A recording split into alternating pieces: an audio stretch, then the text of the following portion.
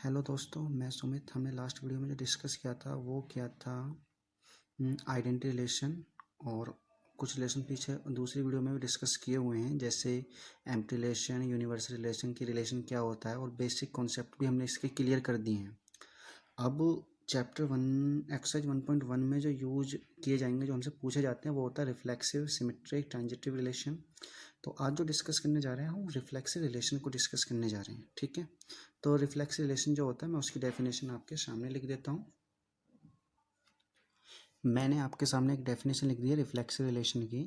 देखिए, for set A R is reflexive, जो होगा वो ए कोमा ए, मतलब ऑर्डर पेयर जो है वो बिलोंग करना चाहिए रिलेशन से। फॉर ऑल को हम उल्टा ए भी बना सकते हैं, मैंने सबसे पहली वीडियो में ये सिंबल ही बताए थे। और ए जो बिलोंग होना चाहिए वो ए से होना चाहिए। ठीक है, अभी इतना कुछ समझ नहीं आया होगा, लेकिन मैं आपको एक आइडिया दे देता हूँ। ये रिफ्लेक्सिव रिलेशन जो होता है वो आइडेंटिटी रिलेशन का मिलता जुलता ही होता है, बहुत ही मामूली सा डिफरेंस है। ठीक है, तो पहले एक एग्जांपल लिख लेते हैं।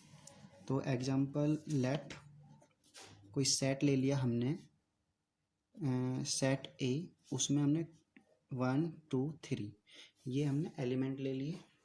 और इसमें दो या तीन रिलेशन लिख देता हूँ, जैसे R1, इसमें लिख दिया मैंने 1,1, 2,2, 3,3, 1,3। R2 में लिख देते हैं 1,1, 2,2, 2,1, 3,2।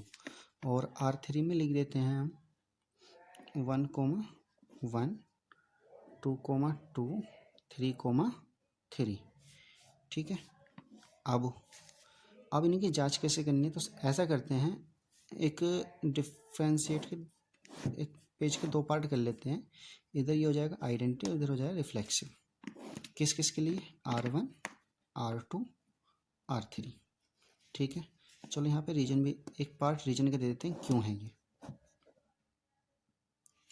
अब रिलेशन R1 देखिए, इसमें क्या दिया हुआ है, 1 1, 2 2, 3 3, 1,3।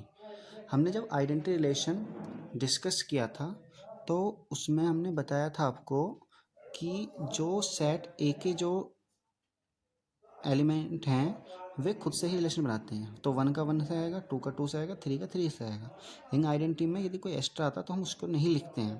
तो इसमें ये, तो यहाँ पे लिख देंगे रीजन में 1,3 जो है वो एक्स्ट्रा है।